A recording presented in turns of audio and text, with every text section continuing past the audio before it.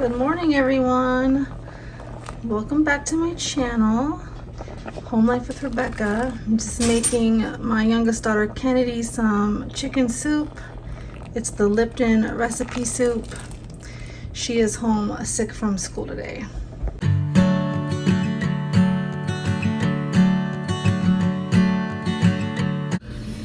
Good morning. It's like 9 o'clock. Kennedy's eating her soup. I'm having some frozen waffles because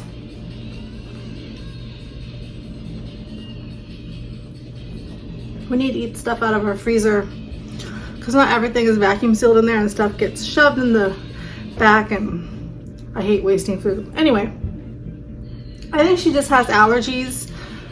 She gets like a weird cough and it just makes her feel yuck, so I just kept her home today. But every time the weather changes, she gets that cough. And we had 3 whole days of spring where it was almost 70 degrees. We started to do yard work. All the snow was gone. It was just felt nice outside. You didn't need a big jacket. And then yesterday it snowed 4 inches, 5 inches. And today is like the high is going to be 39. So it's back to cold and snow on the ground. But I know Mother Nature is just toying with us that spring's eventually going to come back to eastern Idaho. Tonight I just took some ground beef out. I'm going to do hamburger quesadillas, I think. I know I have ketchup and mustard. I don't know if I have any dill pickle relish. So we might just have to have it without. I was just trying to do something semi-simple tonight. I've got lots of dishes to do. I need to vacuum my house. I cleaned my bathrooms the other day, like the day before yesterday, but they're already gross again. It's been a long week. My oldest daughter enrolled in college, so that was good. She's got a couple job applications that she needs to turn in, so I'm probably gonna have to wait until my husband comes home, maybe on his lunch break, so I can run over there to turn those in. And then we decided if these don't work out, she's just gonna not worry about it and probably just work at the tiki hut at the pool for the summer, because she could walk there and the hours are good and it would be perfect right before she starts school. I'm washing my bedding right now. I'm gonna eat my waffle, make sure Kennedy's okay, and then I want to update you on some other things. And I hope everybody had a really good Easter. I'm just gonna do these few dishes. I need to unload the dishwasher, but maybe I'll have Allison do it when she gets up. I need to go wake her up because I want to go walk with my friend, so I need her to watch Kennedy for me. So that's the update with Allie. She's got all of her classes picked out. She's going to be taking English, psychology, speech, and then a class that they have people that think they want to be teachers or educators take. Every class that she's taking is required. The counselor, she told him she wanted to be a high school English teacher, so we sat down with her and they pretty much mapped out 2 years of a potential schedule, and she's allowed to change that if she wants to do the 1 year and then transfer. So and the college is so close, in the warmer months, if I'm not able to get her there, she can bike there. Every time I make a video, the dogs decide they want to start barking. Cooper! Every single time. So yeah, like I was saying, she could bike there. She could even walk, so it's not that far. It's just hard to do when it's cold like this because the sidewalks get lots of black ice. But at least I kind of know her schedule, so if I need to change things around for the other kids, therapy appointments, seriously, he's barking at the squirrels outside the window. Then I can do that. So sorry, I'm say excuse me. I'm really distracted. Kennedy, Cooper. This is why it's so hard for me to make videos anymore. There's just too much going on and I just cannot focus. We don't really have plans this weekend. I'm hoping Adam finishes the bathroom. I don't know. I think it's lack of confidence in himself because he's done everything pretty much by himself, that he's just really unsure what he's doing. So he has to watch a gazillion videos and just really take his time, which I'm grateful for because you know, we want it to turn out nice. So he's got to sand one more time, and then sweep everything up, and then paint and put the baseboards on the wall, and then we're done. He's got a doctor's appointment tomorrow on a Saturday at 9 o'clock in the morning, the same time I have to be at church for practice. So got to make sure I've got one of my older kids here to watch Kennedy. But then after that, we have nothing planned after that tomorrow, so he should be able to, hopefully, fingers crossed, at least finish sanding the bathroom so that during this next week we can paint it and just be done and have a shower back, and then start downstairs in my daughter's room because we need to rip out the wallpaper, we need to rip out the carpet. I'm kind of glad that it turned out this way though, like that we had to wait to do her room, because we're going to be tearing out carpet and having to move her furniture out. It's going to be better to do that when it's warmer outside. This is just so yucky outside and cold. Wesley, if you've been following my videos, he is my 13-year-old. He was having some growth issues. They put him on a new medication, 2 new medications. And I am happy to report that he has gained 10 pounds. Good weight. He really needed the extra weight on his body, and has grown almost an inch. So that is really good news. I really need to buy him some new pants. So I'm gonna look at the ads on Kohl's to see if they have anything in the kids section, or we'll hit the thrift stores. Sometimes Walmart's cheaper than the thrift stores. Target's never usually cheaper, but he definitely needs some new pants with this growth spurt. And like, yeah, so it used to be like the waist would be too big and the length would be too short, but now we need both for him, which is really good. And like, he's always had like dark circles under his eyes, and that's even clearing up. Like, he's sleeping better, and just, it's really, really good. That's about all the updates I can think for this minute. I knew in my head I had a bunch of things to talk about, and now I can't think of what they were. I shared about eating out of the freezer. I mean, I still need a grocery shop, but just really need to start eating that stuff that gets shoved back there and forgotten about. My pantry's pretty organized. Downstairs probably can be organized. I need to clean out my fridge. We've been eating really simply this week. Last night I just made baked chicken. And what did we eat last night, Kennedy? What did we have for dinner last night with the chicken? Sorry, you guys, I'm gross. My nose wants to run. It's not the best. It's not the most flattering light for my big forehead. We had baked chicken with, it had like brown sugar and like an Italian seasoning packet. And I just rubbed it all over the chicken and baked it. It was really good with just instant mashed potatoes, and I think we had 2 cans of corn, and we finished up some salad that we needed to use. I have to sing on Sunday and listen to my voice. This is not good. I don't know what it is about this year that we all keep like getting like every single virus. I think it's allergies too though, because I kind of get the same way Kennedy does when the weather wants to keep flipping like that. You need to turn that down because I can't concentrate. Turn it down, thank you. The night before that we just had spaghetti and meatballs. I still had some like frozen meatballs that I bought at like, I think Sam's Club like months and months ago that got shoved in the back, so we used those up. And then the night before that we had baked raviolis. I know 2 pasta nights in a row, but I was just trying to use stuff up. So then tonight we're gonna do probably those hamburger quesadillas. Yeah? Okay, there's no juice, it's just noodles. Is that okay? Okay. Gotta get Kennedy some more soup. Oh, I hope my voice doesn't do this on Sunday. Our pastor was out sick too. He's supposed to sing with us. It's everybody, I think, like just stuff's going around. Or maybe everybody has allergies. I don't know. There's only a few groceries I need this week, so that's good. I know, I'm sorry guys, this video is like all over the place. I'm probably gonna end up deleting this and just not even posting because I can't keep my thoughts in order. I think I'm just overly exhausted. I'm supposed to call the guy that's in charge of the Parks and Rec too, because he asked me about, he wanted to throw some ideas at me for some more vlogs for the city. He asked me 2 days ago and I still haven't returned his phone call. Oh, I know, Jillian had her MRI. She did really, really good. That was 2 weeks ago. And the lady said that she actually did better than most adults do getting an MRI. So I was really proud of her. yesterday we got the results back, and it was a hairline fracture that had happened when she got her finger slammed in the door. But then because kind of like Wes, her growth plates weren't fused or whatever, so when she had a growth spurt a couple of years ago and recently, then her finger just started growing like wonky, like not growing right. That's why it was like really crooked. So, and then she's developed a forget the kind of cyst. It's on the tip of my tongue and now I can't remember what it's called. A ganglion cyst. It's really small.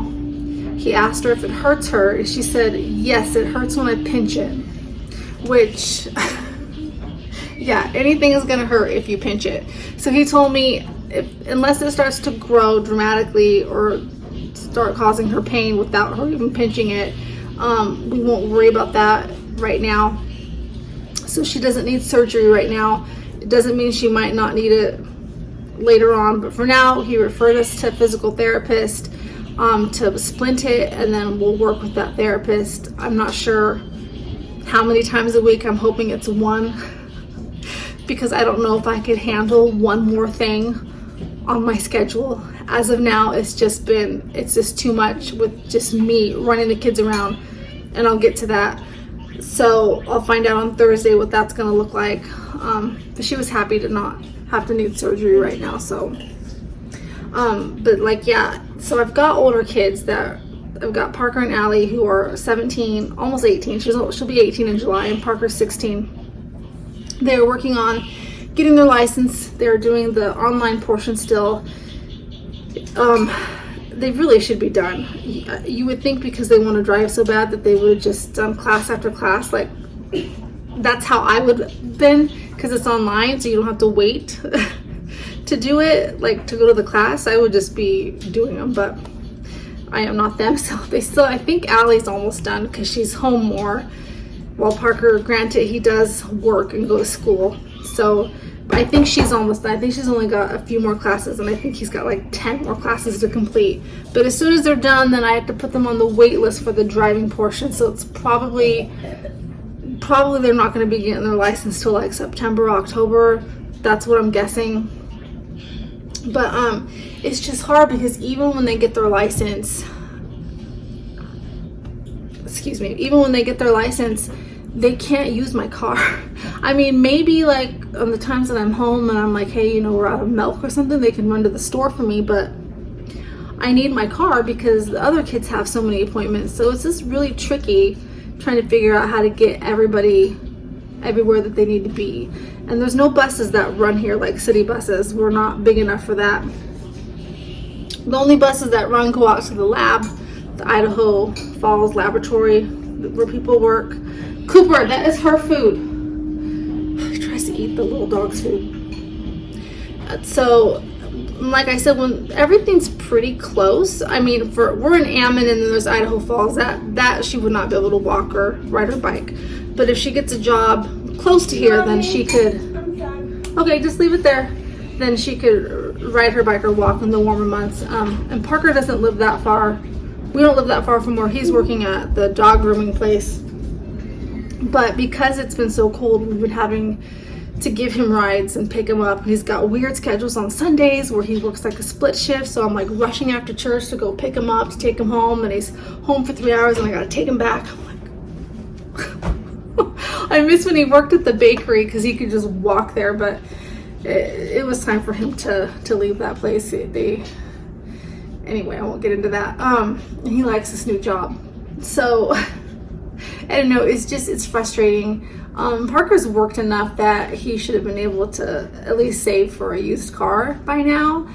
He's not the best at saving his money, although he does pay his phone bill, so he could have probably had enough to buy a used car after all this time. But when I was a kid, I wasn't great at saving my money either. But I mean, I think once they get their license, it's gonna feel more real. Like they'll have that license and okay, like I have a license and I have nothing to drive. So maybe that will fuel them to start saving some money. And Allie's a good saver. She just hasn't had a job in a while. So I don't think she'll have any problem saving up for a car. And their great grandmother also said that if they do well their first semester in college, that she possibly being the key word, could help them with a used car also. But that's, you know, for Allie, that's not that far away, but you know, Parker, it's still pretty far. Sometimes he finds rides. I'll give him that. Sometimes he has his girlfriend take him because she just got her license, which I'm okay with because it's just close. I don't know how comfortable I would be like driving on the freeway yet because she just got her license like 2 weeks ago. Or like he has other friends take him. For the most part, it's me or my husband taking him. So I don't know. I'm like, wasn't even going to talk about any of this, but it's just real life, you know, like we're a one income family. Kennedy gets SSI, so, and I don't want to have a car payment. I like not having a car payment. So, and my husband does have a work truck that he could actually bring home, and he might start doing that in the summer, just bringing it home and parking it instead of taking his car and then taking the work truck. He didn't like doing it when it snowed because in his car there's no cover, there's no garage, so his car would just sit out there and get pounded with snow, and that's not good for the paint and stuff. So, but maybe in the summer he can start taking the work truck home so that we'll have an extra car. But then they're probably not going to have their license by the end of summer, so I don't know, guys. Anyway, I'm so tired. I need to do the dishes. And I was going to tell you about my dad. Yesterday I got to talk to him. I kept fighting with myself because, and this sounds horrible, and I know he watches these videos, but the last couple times I talked to him, he had a really hard time remembering who I was or keeping his thoughts in order. I'm not like how I can't keep my thoughts in order just because he's on so much medicine and his lungs are both full of fluid. Like it's starting to happen fast now, and it was hard to hear him like that. Well, it's hard. He's my dad. And so I kept telling myself, just, you know, call him. But then I was like, but I don't want the last time I talk to him be where he doesn't like remember me, or he is, you know, can't breathe on the phone, and I don't want that to be my last memory. But then I thought, but I also don't want to wake up and I've heard that he passes and I could have had a chance to call him. And it was like this emotional tug of war, like in my head. It was really bad. And so yesterday my in-laws actually asked me how he was and if I talked to him, and I felt this horrible guilt because I was like, I haven't talked to him since Easter. So I told Adam, my husband, I'm like, I'm just gonna chance it. I'm just gonna call him, and if that's the last thing and he's, you know, not coherent, then it is what it is, because I think not trying would have been worse. So I called him yesterday and he actually answered the phone, because sometimes I call and he doesn't answer. And he was coherent. We talked for almost a whole hour, and I only had to bring him back in a couple times. He would kind of like me, like ADHD, like he would lose focus, like he would forget what we were talking about. And he was breathing okay. He asked about all the kids, and I kind of gave him the same kind of updates. So he was proud of Allie for going to school. Oh, and my sister, bless her heart, she had made this birthday present for me that she'd started before Christmas. I've always wanted to write a book. I have like notebooks filled with stories and short stories and poems and songs, and I've never had the confidence to ever try to publish anything or do anything with it. It's always kind of been like one of my dreams. So she put together this video, like slideshow of like different authors that she's met throughout the years, and of them like telling me how to get started, or if I wanted help, or just inspiration and motivation and encouragement. Some of them talked, some of them just wrote something out that they put on the slideshow. My sister and brother-in-law with like their pictures and books they've written. Some of them mailed me books of theirs. It was really cool. But the first video on there was from my dad back in, I think, before Christmas. So he had a little bit more weight on him, and I have that. Like that's nice that I have that, and it was a really neat gift. So I was surprised when I got it in the mail. So we talked about that and then he said, no, so I want a copy of that book before I go. And that pulled at my heartstrings because he's close. I mean, only God knows. Only God knows. So he could, technically still be here for years, or he could be gone tomorrow. But